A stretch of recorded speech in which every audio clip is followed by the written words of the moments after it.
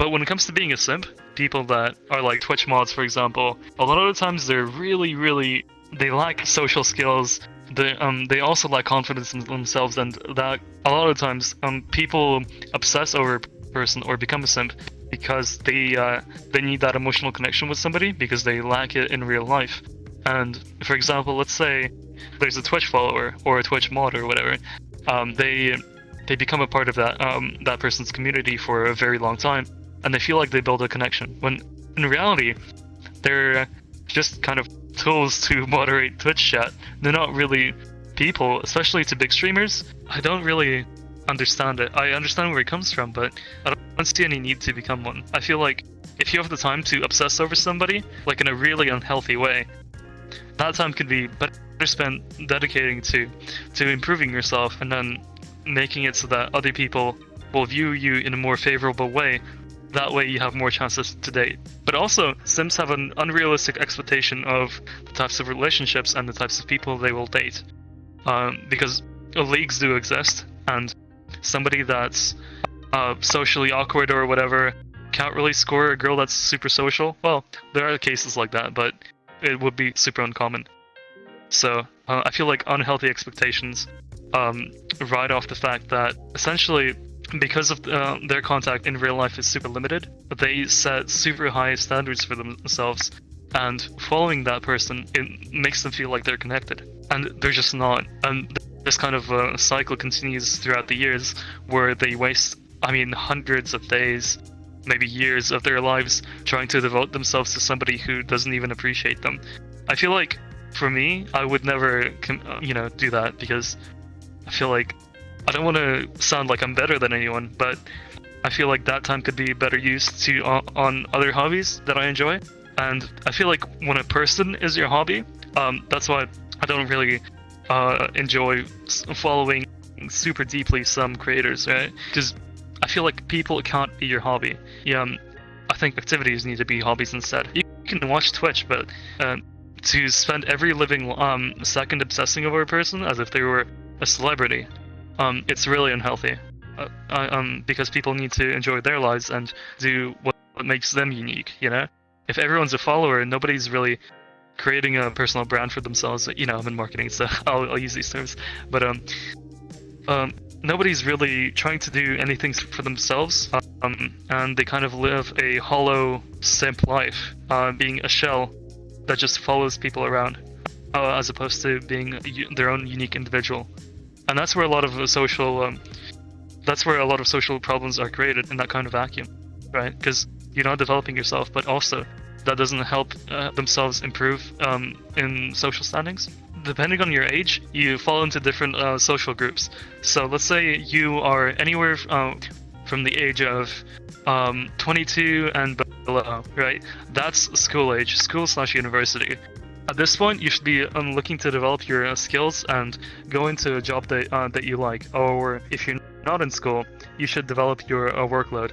But that's what your focus should be on. I'm not saying to neglect video games, because hey, I'm in university and I'm out here playing VRChat.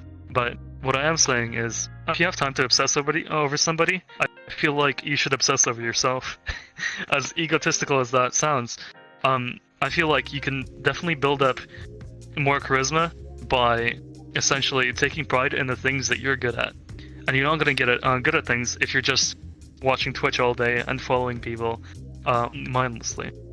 So, yeah, I feel a lot of social confidence that people can really physically build up is stemmed from the fact that from people feeling that they're better than others. And the way to do that is to develop your own skills, your own skill set to be proud of. But if people are simps at the age from over, let's say, 30 upwards, I feel it's definitely a harder case, right? Because they're supposed to be adults and they're supposed to be figuring things out, and by that point their minds have fully developed, and it's really hard to reprogram those kinds of minds based on the fact that they've already grown up and their social influences plus their education levels determines their personality. So it's for them it's more about I guess mental disorders and socially limiting factors to overcome, as opposed to just social limiting factors when it comes to when you're younger. So it's definitely more difficult for those that are older. And if you are older and obsessing over some like 20-year-old streamer, I feel that's extremely unhealthy, and you should just develop your own life without giving up, your hobbies or whatever streamers you might like. But obsessing over anything is really terrible. Perhaps this story might be entertaining. So I used to play Minecraft a lot, back in 2016, 2017 when it was really popular, and I was good. I was good enough to be in one of the best clans at the time for Skywars on Hypixel.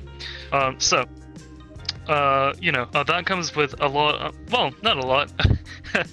I like to overstate it, but it comes with a certain amount of notice in the community, especially when it comes to having a little bit of skill. You're active on the boards, on Twitter, and girls start to notice you. So I was playing in a group, and it was like a friends group of about 6 people, and I got introduced through some members. So I'm in the group, and there's another girl there, and there's a couple of girls, but the reason I'm saying this is because I was playing one time, and I don't know where Discord's saying, or not Discord's, at the time we used Skype. She messaged me on Skype, which is kind of rare to DM someone that you barely know, saying that I'm kind of cute. So I'm like, this is interesting. And being 16, 17 at the time, I'm like, hell yeah, dude, I'm about to eat the shit out of this girl.